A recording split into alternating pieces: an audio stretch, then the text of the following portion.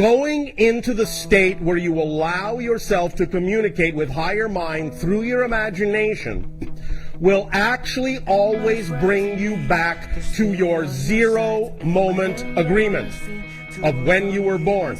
It will actually restructure the neurological pathways of the brain back to that childlike moment where anything is possible. That's what's key to understand about the function of imagination in your physical reality. It's your reset button.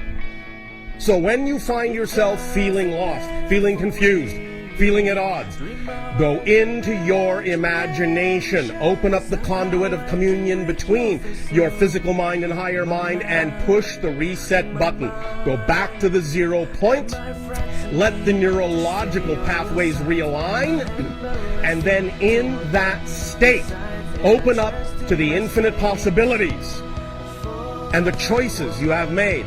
And go forward from there afresh, anew, reinvigorated as a new persona. Because again, remember. When you make any change, you have made a total change. And that is what imagination allows you to do. Realign yourself in such a way in bringing yourself back to a kind of 0 point that you can then step out from there on any path you really so desire that is representative of your highest passion. And know that when you do so, you really have cleaned the slate. And anything that may have seemed to be an issue that was an obstacle or a complication in your life formerly, at that moment of zeroing yourself out, is actually no longer there. Now, you can co-create it again. You can say, oh, it's still there. I still have to get over this. I still have to deal with this. You can do that. If that's your process, that's fine. I am not telling you how to live your life. If you want to include complications and misery in your life, please go ahead. I will not stop you, because if that's what gives you, quote-unquote, joy, then by all means go ahead and involve yourself in that idea of struggle. If that's your process, love it. And then you'll get the most out of it. What I am simply saying is you do not have to do that. You actually have a choice.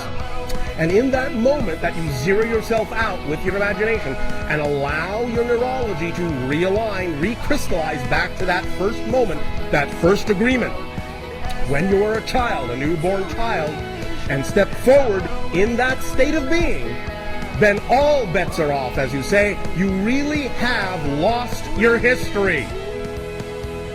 You really only live in the present in that moment.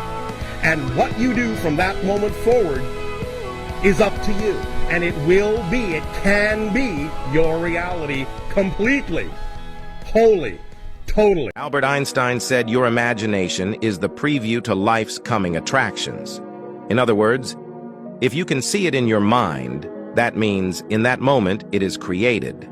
It exists in an energetic, vibrational thought form, but it still exists. You can visualize every detail, therefore it is. Neville Goddard said that the feeling is the key. You must live in the emotional or vibrational state that matches the vibration of your desire. We desire things because we think we will feel better in the having of those desires.